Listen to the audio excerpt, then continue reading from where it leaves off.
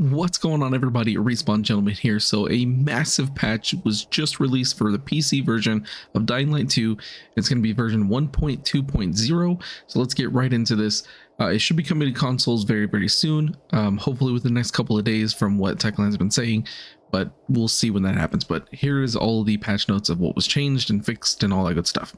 So to start off, we have the story progression fixes. It says they fixed all known cases of death loops. If you're still having a death loop after you get this patch, let me know down in the comments below. It should be fixed now for most of you. And then there was several story blocks with all of these quests. You can kind of see here, a lot of people were getting blocked in the story and couldn't continue on. So this should help anybody who's been stuck on these quests and haven't been able to progress the story. That should be taken care of now. And then they also fixed problems with safe zones where it either like stops the in-game clock or makes it to where you can't actually go to sleep.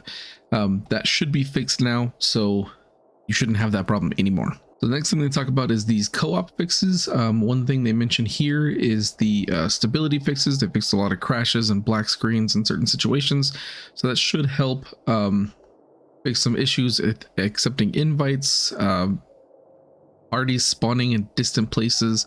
It seems like they did a lot of co-op fixes, so hopefully co-op now works for you. If you're still having co-op issues, let me know down in the comments below as well.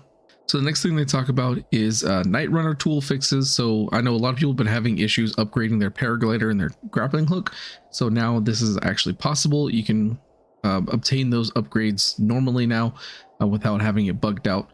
And also the PK crossbow reward should be given to you through co-op as well. I know a lot of people haven't been getting it even though they've met the requirements of the 4 stations. So you should be able to get the crossbow now. So the next thing to talk about is these combat improvements. They made these normal zombies more grabby, so they'll grab you more often. They made some changes to the types of weapons, specifically blunt weapons they mentioned here.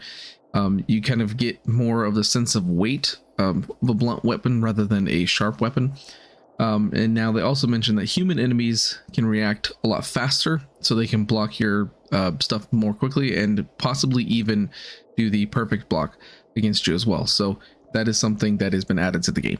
So the next thing to talk about is these new Ragdoll behaviors. So the first one is the opponents will ragdoll more often than previously. It'll look more natural. It changes depending on what weapon you're using. And like there's just a whole bunch of things that make it better basically. So depending on the weapon you're using or what they land on, like the ragdoll physics have been improved in this game. So next they talk about these nighttime improvements, which affect howlers mostly. They have increased range and they're more resistant to range damage, and a chase is automatically triggered whenever you hit them with a ranged weapon. They're still alive. The thing that I see here that I kind of like the most is it says the volatiles come out of hiding spots faster during the chase, and the level 4 chase is now more difficult. So it means there's going to be more volatiles chasing you, which is going to be absolutely crazy for level 4 chase. So yeah, it's going to be fun. So next they talk about the UI and UX improvements. One of the ones I like the most is this one right here.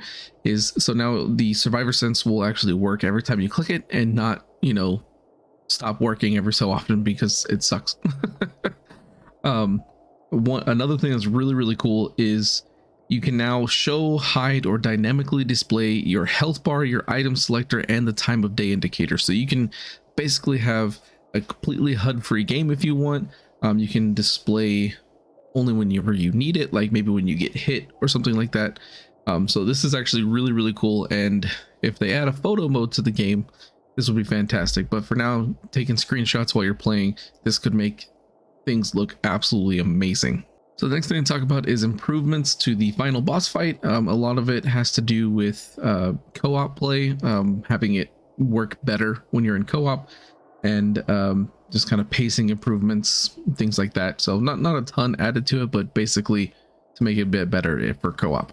Then they talk about these outro improvements. Basically, it's additional end of game scenes that have been added to kind of make it flow a little bit better. So the next thing they talk about is these balance tweaks. Now, I really love this one right here. Since higher rank bows are now more easily accessible at merchants and all over the world. So now you can get level 9 bows a lot easier than you could before and just absolutely destroy. It's absolutely amazing. I love it so much. Then they have some technical improvements here, which talk about the DX12 cache related improvements, a lot of lighting type improvements, motion blur, this kind of thing. So if you're into these improvements, you got some. So the final thing they talk about is this Brutality Pack. So this has a lot of gore improvements if you're into that kind of thing. For the game. So like this first one is kind of cool. It says player hits with sharp weapons are now more precise and allow players to chop off body parts of opponents and cut them in half more easily, either vertically or horizontally. I think the vertically is kind of cool because so far I've only been able to chop zombies in half, so like at the waist. So I think vertically would be kind of insane. Like the rest of this, a lot of it talks about, you know, blood spatters on the screen and on the enemies' bodies, but the thing I like the most is this one right here. A dead enemy is now interactive and reacts accordingly to blows and injuries. So now, after you kill a zombie or one of the human enemies and they're down on the ground dead, you can still like mess with their body and like cut them up and kick them around or whatever. I think that's hilarious and I cannot wait to do that. So there's a few things they didn't cover in the patch notes that I did get from people on the Dying Light Discord, so I want to kind of go over some of those as well. Number one, we have the Sunken airdrop that was stuck closed. So if you've gone through the level 9 farm that I have a video on, and I'll link down in the description below, if you've gone through that and you've come back to it and you found one of the chests is stuck closed and can't open, that is now fixed, so you can actually access that chest again. Speaking of the sunken area, the leaving the mission bug is actually still there. A lot of people who are still having it, so if you are still being affected by that, let me know down in the comments below. I did see by someone that the sleeping animations are fixed, so you shouldn't go into a seizure every time you're about to go to sleep, which I'm happy about if that is the case, because the first couple of times you're like, well, that's crazy, but after it happens like almost every time, it's super annoying. So hopefully that is fixed now. So the next one I found people talking about, which is absolutely massive, is the fact that the grappling hook has been nerfed. So you can no longer use a maxed out grappling hook to scale buildings like you could before.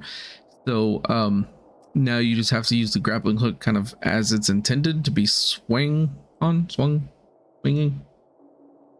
basically swing on it.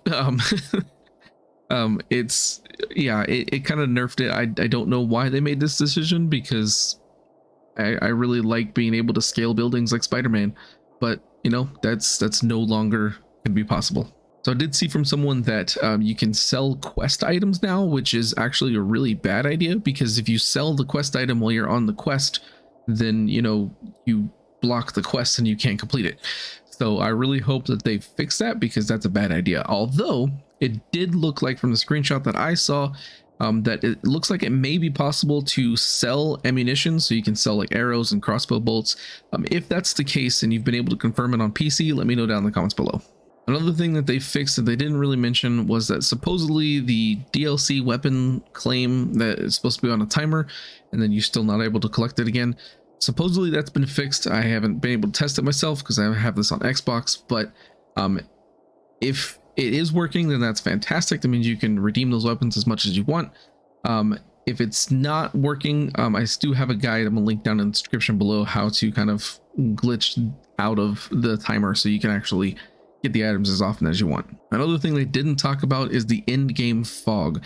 So if you've beaten the game and you're just kind of running around the map, you'll notice that the entire game is just covered in this terrible fog that makes it hard to see, even on both sides of the map. It's just bad. That still hasn't been fixed, so you're still gonna have to deal with that. And the final one I'm going to talk about, which is probably the most disappointing thing that they did, was that they completely nerfed the Korek charm. So if you're not familiar with the Korek charm, previously as soon as you collected it, you could infinitely repair any weapon that you had, and basically made it to where your weapons would never break. It was fantastic. It still works that way, but instead of it being free to you know, kind of repair your weapon and reapply it, anytime you reapply the Korek charm, it's going to cost you 666 scraps to do so. So it's going to be quite expensive.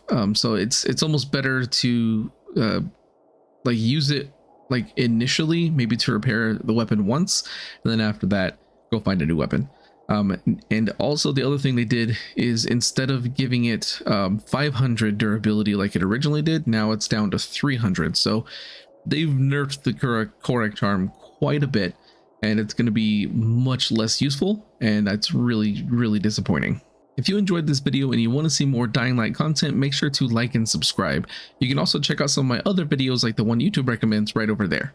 And if you want to help support this channel, you can check out the support links in the description below. Thanks for watching.